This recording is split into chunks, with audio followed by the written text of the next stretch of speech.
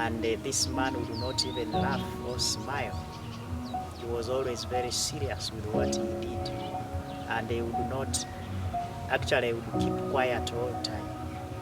And every time there was something terrible, it was him who would do it. And so after the threat to kill me for food, every time I saw them in a group talking or discussing anything, then I would have fear. I would think they are discussing about how they were going to do it.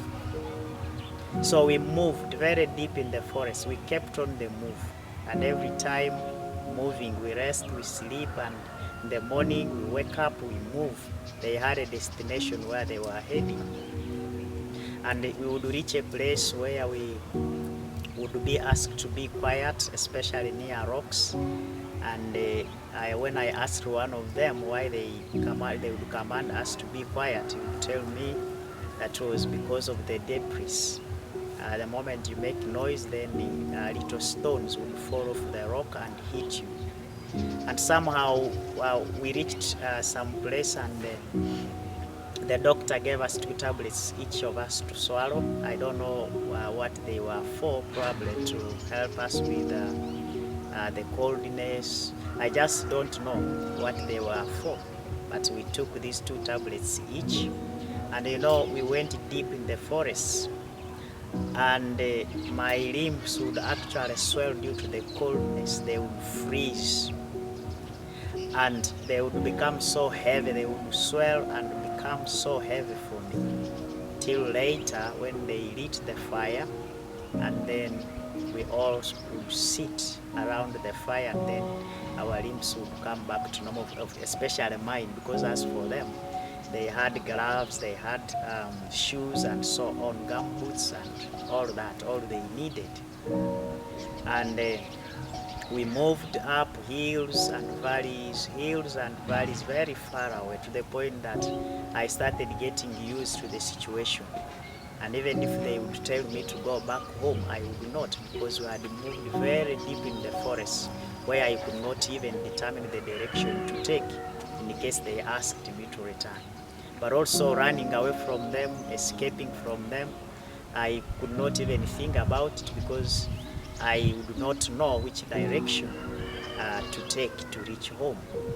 And so there is a time we climbed a hill up there, and when we reached the top of this hill, they all celebrated and jubilated, and they shoot bullets in the air.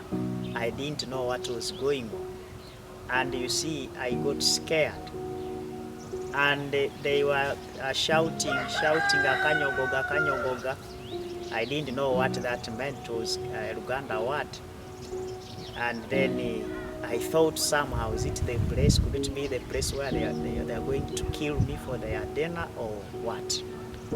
And so after that, we moved down the valley towards that Kanyogoga. I saw it in the valley. It was very shiny. It's something small but of different colors. I didn't understand it. For me, I thought probably it's the place where they are going to do the killing. And so when we were yet to reach that place, they gave us instructions. They gathered us, and we were given instructions on how we could safely pass there. So they told us not to say anything, not even sneezing, nor coughing.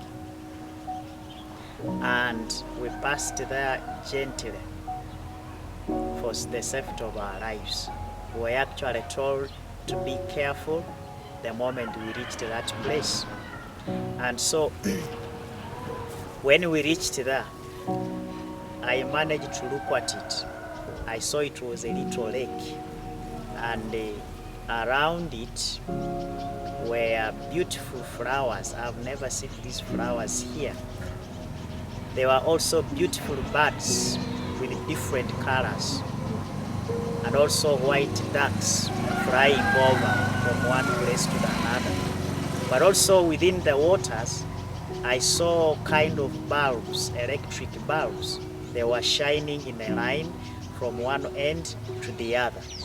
And the moment they reached the other end, then darkness would cover all the waters. And these bulbs would begin afresh from the other end, up to the other end. I was so much confused, but you see, after passing there, we reached somewhere and they were like, congratulations, nothing has happened to us. And I managed to ask, and then they told me that was a very strange place. Some of their group members disappeared at that point for misbehaving. So it's kind of a place where demons dwell, spirits dwell, I don't know, maybe mountain spirits or so. So that's why they were given instructions. And you see, these bandits, they knew that route very well. Yeah, they even knew the direction where they were going because they had used it before. Like I told you, we would reach somewhere and we were told to rest a bit, and one of us goes and then gets a hidden gun which had rust. So they knew this place very well. And so we reached somewhere and we climbed another hill, and while at the top of that hill we saw homes of civilians, and we saw them doing house chores, washing and so on from a very far distance. And then the commander said, now that we can see homes, we should go a bit deeper in the mountain, slightly deeper, and find somewhere to dwell, to stay. And then he said, even this little boy, please don't harm him, don't touch him. Let us select a team to go in the gardens of civilians and get food for us. And so they chose several men, and these men went that evening to get food from the gardens of civilians. And at around 10 p.m. we had gunshots from the Uganda People's Defense Forces. The UPDF shot at them, and we had those gunshots. And the commander where we were called us immediately and said, now we've had gunshots, we don't know what's happening to these guys. And they asked us to dig a hole underneath in the ground. And the purpose of the hole, which we dug through the night, was to bury weapons of mass destruction, those big guns and so on. So we buried them underneath and covered the ground, and we got ready. They asked us to get ready, we packed our bags, and we got ready to run. And he said we had to be alert, not sleep anymore, because if they come running, if the UPDF chases them and they come our way, then we'll just take off, carry our bags and run out. So we stayed awake and alert that night, and at dawn, we saw them come. Of course, some of them had been shot and had died in the field, and so these others who survived came with cassava and looted things, and we ate the raw cassava. We ate a lot of it because we had starved the entire night. We were so hungry. So those us who had remained at the camp, we ate a lot, and those who came also ate. And you see, after eating, everyone else slept off except me. Everyone else slept off. Those who brought the food and those who were at the camp all slept off. I was the only one awake and there trying to eat cassava, and one of them raised his head while in the bed and said, "Oh, Ismail, you've not slept off." I said, "No." And then he was like, "I think you should go and fetch water for us." And I was like, "Okay, I can do that." But this time, they sent me alone, but unlike the previous times when I was still new, they would send me with the two other boys. And then they say, in case he runs, then you call us, come running and apprehend him and so on. But this time, I am already used to the situation, and I've spent 5 months there with them, a lot of time. So they no longer had doubts, and so that's why he sent me along. So I went, and While I was heading to the river, I met a log, a tree log. Actually, it was a tree stem and it had rotten, and then I tried to jump over it. That is after several meters from the main barracks, from the place where we were, to the river. But also there was one of them washing at the river, and so even the tree stump actually was a few meters away from the river. I was almost to the river, but of course the man at the river would not see me because some grasses actually had hidden him. Yeah, I think it was elephant grass, yeah. And so he would not see me, I would not see him. And when I tried to jump over the tree stump and stepped forward, I became stuck at that point. I tried to move forward, I failed. I tried to move backward, all in vain. I tried to sit, I failed totally. I became so stuck, and in that kind of condition, in that state, I heard a voice. Someone asked me and said, no, someone said, "My child, go back home."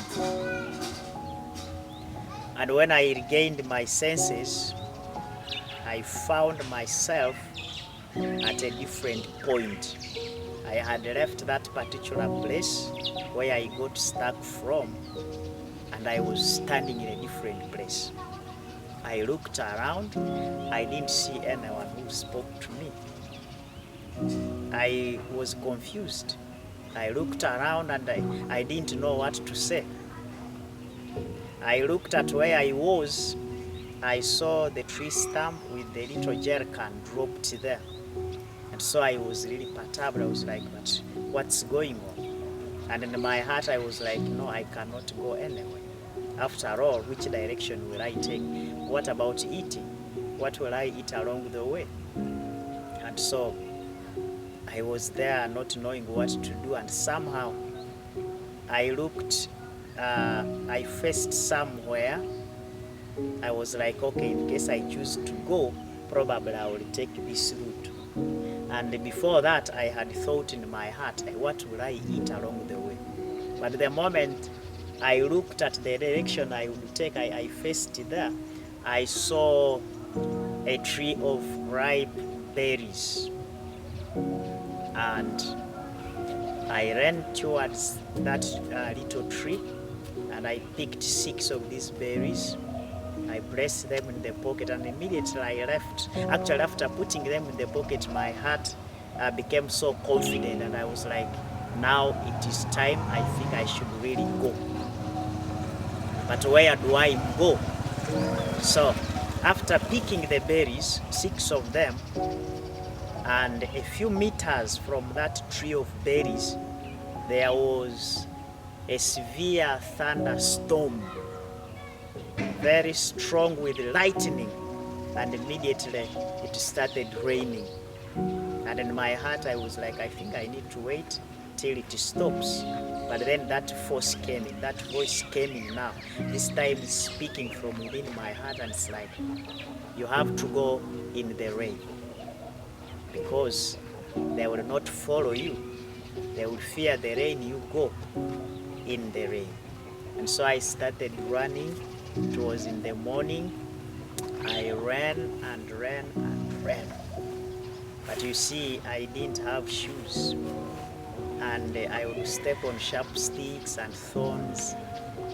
I would see blood coming out of my feet, but I would not feel pain till later when I reached somewhere and rested. So I ran for several hours in the rain.